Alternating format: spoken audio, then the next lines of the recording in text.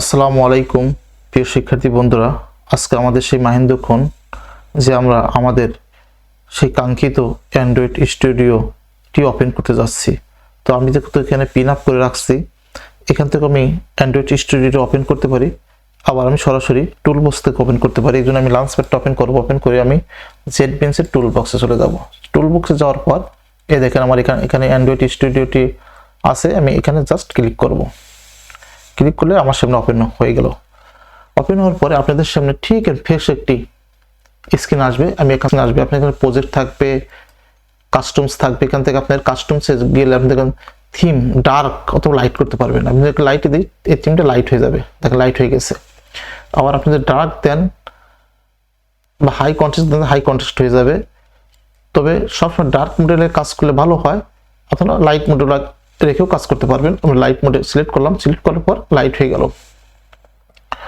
তারপর আপনি এখানে ইংলিশ ল্যাঙ্গুয়েজ দিয়ে সেটা চেঞ্জ করার দরকার নেই। আপনার আইডি ফন্টটা চেঞ্জ করতে পারেন। এখানে 13 দেওয়া আছে। আপনি এখান থেকে যদি আপনি 18 করে দেন, ফন্টটা একটু বড় দেখাবে।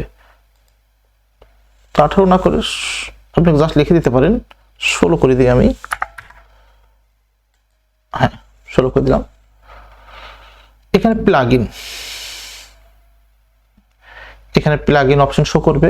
প্লাগ ইন অপশন আমি পরে দেখাচ্ছি।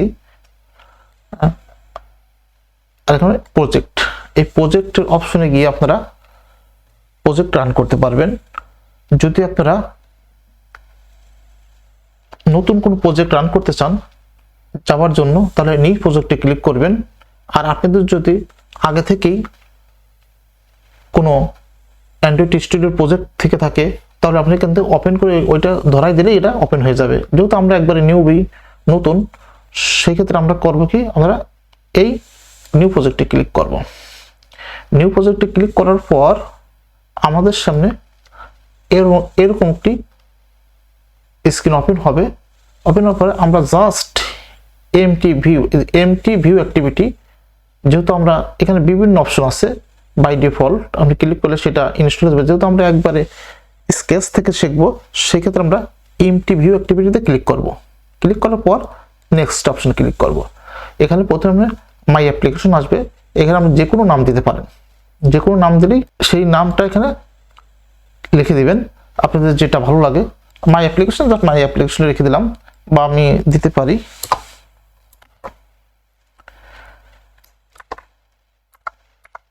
Android practice.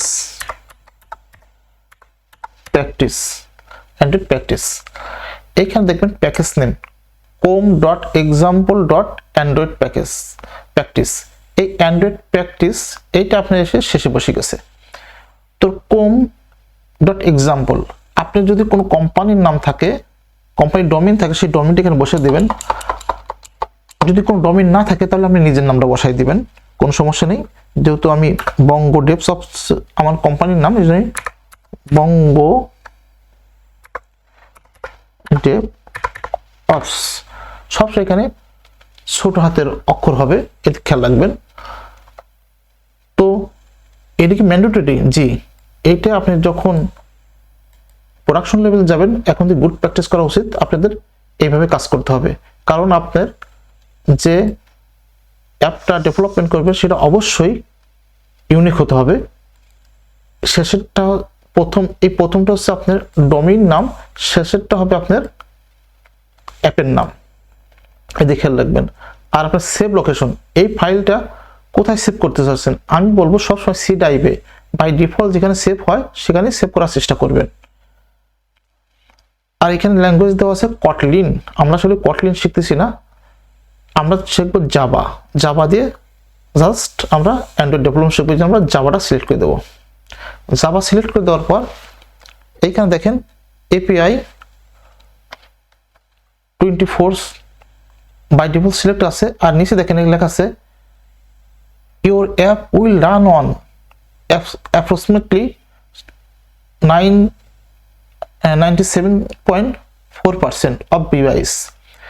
যদি আপনার এই এপিআইটা 24 সিলেক্ট থাকে, আমি যখন ভিডিওটা রেকর্ড করতেছি, এই অবস্থায় আপনার 97% মোবাইলে আপনার অ্যাপটা শো করবে। আর যদি আপনি এপিআইটা বাড়াই দেন, দেখেন কি হয়, আপনি এপিআইটা 30 করে দেন বা 31 করে দেন, এখানে 48% চলবে। কারণ সব মোবাইল এখন বর্তমান যে মোবাইল সব মোবাইলের এপিআই 31 লেভেলে নেই, এই জন্য আপনার 48% শো করতেছে। আর আপনি যদি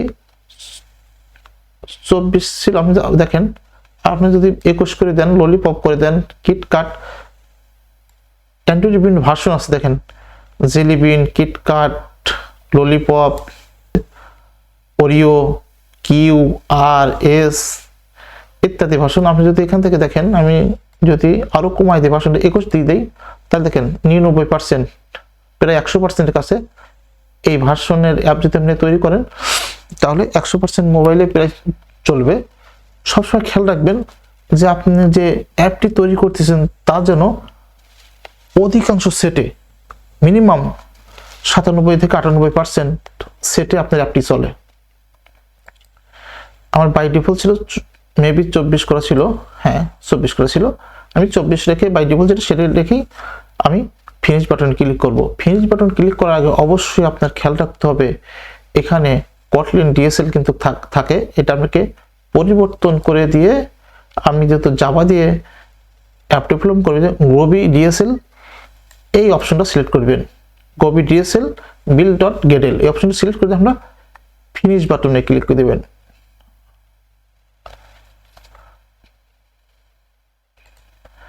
এখানে বিভিন্ন অপশন আছে, অ্যাসিস্ট্যান্ট হোয়াটস নতুন অবস্থা, আমরা এটা মিনিমাইজ করে দেন, আর কিছুক্ষণ অপেক্ষা করবে। আপনারা দেখবেন এখানে অ্যান্ড্রয়েড লেখা না আসা পর্যন্ত, এই যে এখানে অ্যান্ড্রয়েড লেখা না আসা পর্যন্ত আপনারা ওয়েট করবেন। এটা বিল্ড হতে কিছুক্ষণ সময় নেবে, প্রথমবার বিল্ড হতে বেশ কিছুক্ষণ সময় নেবে। এখানে আপনার এই দেখেন, নিচে দেখেন অ্যান্ড্রয়েড প্র্যাকটিস জন্য গেডেল প্রজেক্ট আপনার বিল্ড হচ্ছে। প্রথমে আপনার 10-15 মিনিট সময় নিতে পারে বা তারও বেশি সময় নিতে পারে, আবার 2-4-5 মিনিটের মধ্যেও আপনার ইনস্টল হয়ে যেতে পারে। একটু অপেক্ষা করবেন, আপনারা ভিডিওটা স্কিপ করতে পারেন, আমি ভিডিওটা স্কিপ করে পরে আপনাদের জন্য আবার ভিডিওটা রেকর্ড করতেছি, আপনারা ওয়েট করেন।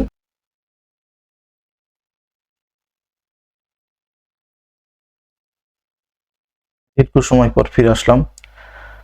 দেখুন আমাদের এখানে প্রজেক্ট ছিল, এখন অ্যান্ড্রয়েড চলে আসছে, আর এখানে দুটি ফোল্ডার আসছে, অ্যাপ এবং গেডেল স্ক্রিপ্ট। এটি যদি এক্সপান্ড করি তাহলে এখানে আরো কিছু ফোল্ডার দেখাচ্ছে, আর এটি এক্সপান্ড করলে আরো কিছু ফোল্ডার দেখাচ্ছে। এই ফোল্ডারগুলো কি, এর কাজ কি, এগুলো নিয়ে ইনশাল্লাহ পরবর্তী ভিডিওতে দেখাবো। আপনারা এই পর্যন্ত আসতে পারছেন মানে আপনারা অ্যাপ ডেভেলপার ধরেন হয়ে গেছেন। এই পর্যন্ত যারা আসতে পারেন নাই, যাদের সমস্যা দেখা দিচ্ছে, তারা আপনারা আবার নতুন করে দরকার উইন্ডোজ আবার নতুন করে দিয়ে এটা ইনস্টল করার চেষ্টা করুন।